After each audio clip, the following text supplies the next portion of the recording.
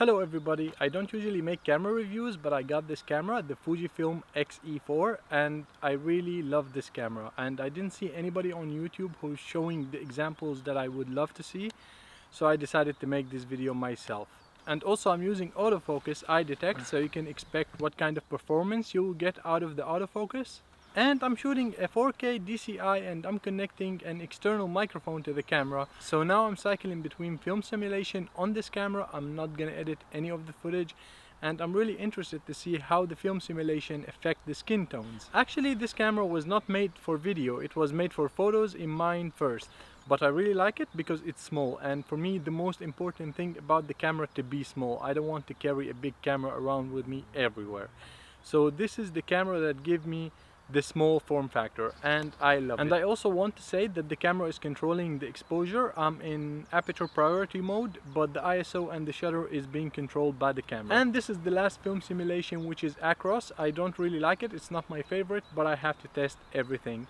And of course in the video I'm going to shoot other examples with all film simulation and just show you the results and talk more about the camera. So let's keep going.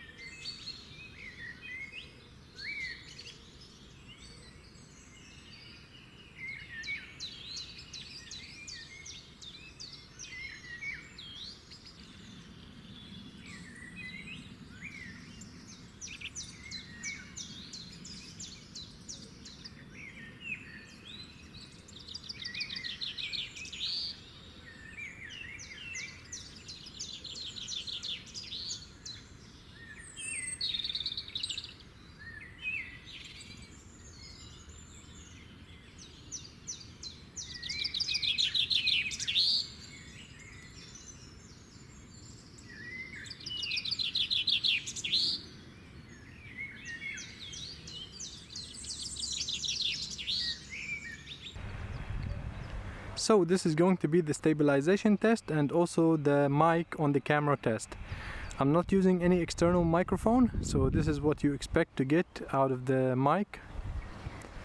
And also I'm using the 15-45 lens, and it has image stabilization, but the camera has no image stabilization at all. I'm going to try to walk a little bit so you can know what to expect from the stabilization. Just handheld walking slowly. I'm trying to be careful actually, but not too careful.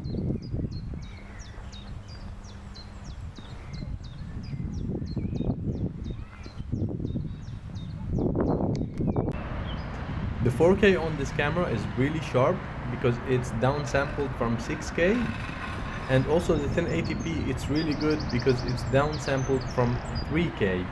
So they are both absolutely so good. Of course you can see a difference between 1080p and 4K.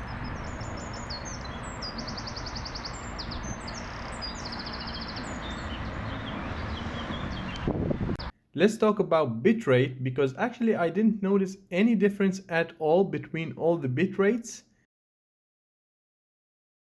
If you go higher up to 200 megabits per second, I didn't see any difference. So I don't know if it's worth it to shoot with a high bitrate because it's going to cost you a lot of memory. But for me, I didn't see any difference at all.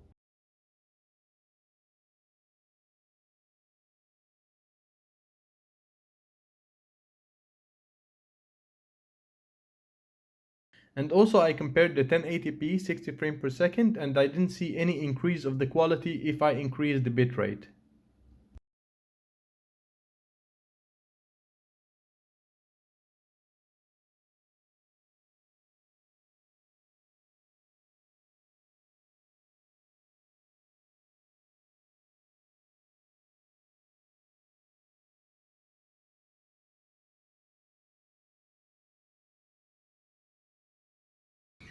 The slow motion on this camera is really good. It can shoot 120 FPS and also 240 FPS.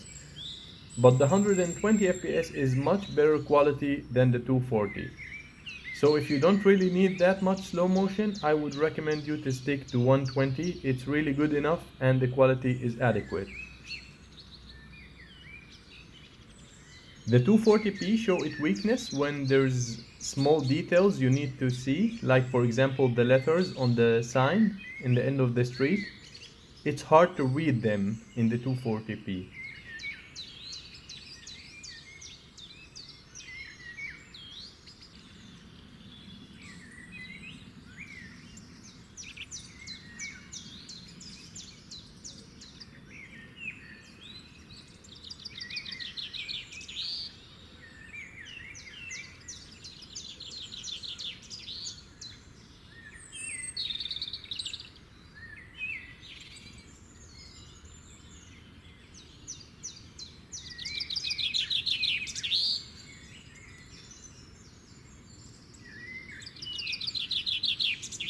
And I also tried the same test with a book, and also the small letters or small details, they are not going to be as good as the 120p.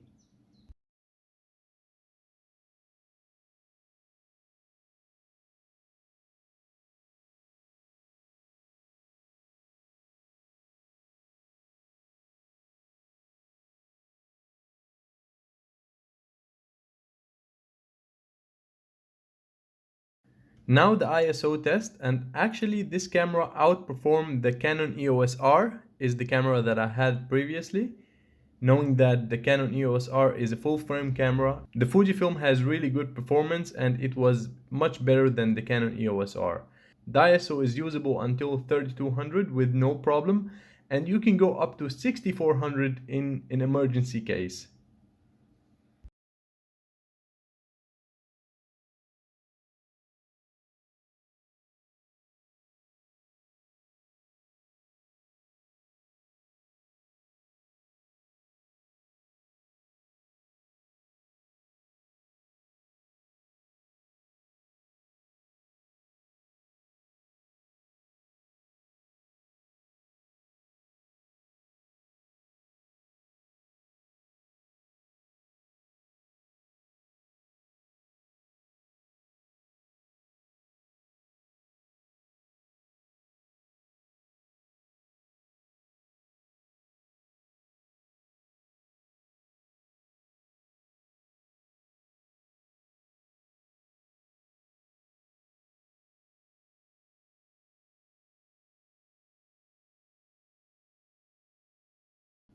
Using F-Log is not going to give you much benefit to recover any of the highlight.